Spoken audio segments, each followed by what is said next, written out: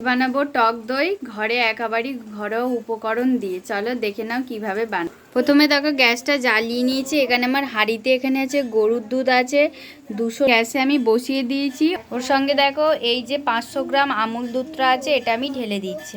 দেখো এখানে দুধটা ঢালা হয়ে গেছে। এই দুধটা আমি জালটা দিয়ে দিই, ভালো করে ঢালতে গিয়ে একটু পড়েও গেছে। দুধটা ততক্ষণ ফুটুক। এইতে করে বসায় আগের দিন বানিয়েছিলাম সেই দই কিছুটা ছিল, সেই দইটা আমি গামলায় ঢেলে নিয়েছি। আর ওর সঙ্গে কেনা দইটা আছে, ওর সঙ্গে এই দইটা আমি অ্যাড করে দেখো আমি এতটা পরিমাণে দইটা দিয়ে এটাকে আমি ভালো করে এইভাবে ফাটিয়ে নেবো।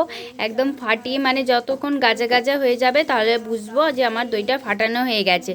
যতটা ভালো করে ফাটাবো তত ভালো দইটা জমবে। চলো আমি ফাটিয়ে নিই, তারপর তোমার দুধটা দেখো হাঁড়ি দিয়ে আমার একদম ফুলে ফেঁপে উঠেছে। এইভাবে অনেকটা শুকনো করে নেবো।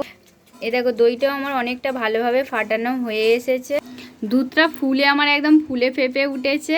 কতটা আগের থেকে কতটা দুধটা আমার শুকনো হয়ে গেছে। এবার আমার গ্যাসটা বন্ধ করে দিই। এবার দুধটা আমি ঠান্ডা করে নিই। আর এদিকে আমার দইটাও ফাটানো হয়ে গিয়েছিল, আমি ঢাকা দিয়ে রেখে দিয়েছিলাম। দুধটা ঠান্ডা করতে দিয়েছিলাম। এই যে আঙুলটা ডুবিয়ে দেখছি যে এতে আমার হাতটা সহ্য হচ্ছে, তাহলে এবার দুধটা ঠিকঠাক রেডি হয়ে গেছে। এবার যে ফাটানো দইটা নিয়েছিলাম দুধটা ওর সঙ্গে আমি মিশিয়ে আর একটু নেড়ে নিচ্ছি। দেখো আমি সব দুধটা ঢেলে দিলাম, দিয়ে দইয়ের সঙ্গে ভালোভাবে মিশিয়ে নিচ্ছি। আর এদিকে দেখো গ্যাসে একটা কড়াই বসিয়েছি, কড়াইটা একটু গরম করতে দিয়ে দিয়েছি, আমার গরম হয়ে গেছে। আর এখানে দইটা দুধ আমি মিশিয়ে নিচ্ছি।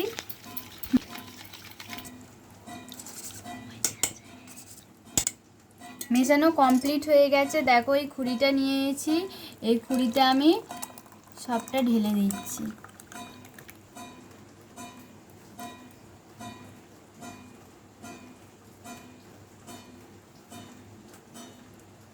সবটা ঢেলে দিয়েছি, দিয়ে এরকম এই ঢাকনাটা এরকম নিয়েতে দিয়ে দিচ্ছি। দিয়ে দইটা বসাতে হবে পারফেক্ট জায়গায়, নাহলে বসবে না। এরকম একটা কাঠেতে আমি আগে কড়াটা বসিয়ে নিলাম, বসিয়ে এই যে দইটা এতে দিয়ে দিচ্ছি।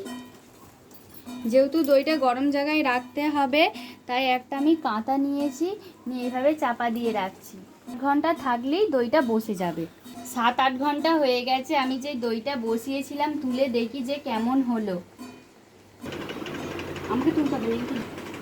যে দইটা বসিয়েছিলাম বের করে আমি একটু ফ্রিজে রেখেছিলাম যে ভালোভাবে জমার জন্য, ফ্রিজ থেকে বের করে নিচ্ছি। এটা নিয়ে আমি মানুকে দিয়েছি যে খুলে দেখ কেমন হয়েছে খেতে, ও খুলে বলুক।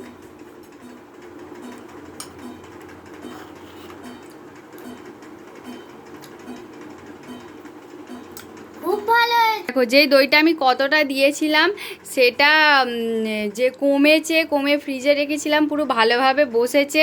দেখো এইভাবে বাড়িতে তোমরা ঘরোয়া উপায়ে টক দই বসাবে, একদম পারফেক্ট আর খেতেও ভালো। আর দই খেলে তো হজম ভালো হয়, তার সঙ্গে দাঁতও মজবুত থাকে, তারপরে তোমাদের হাড়ও ভালো হয়। আর ত্বক আর চুলের জন্য তো টক দই খুবই উপকারী। তোমাদের যদি ভিডিওটা ভালো লাগে প্লিজ চ্যানেলটা সাবস্ক্রাইব করো, লাইক কমেন্ট শেয়ার করো। টাটা।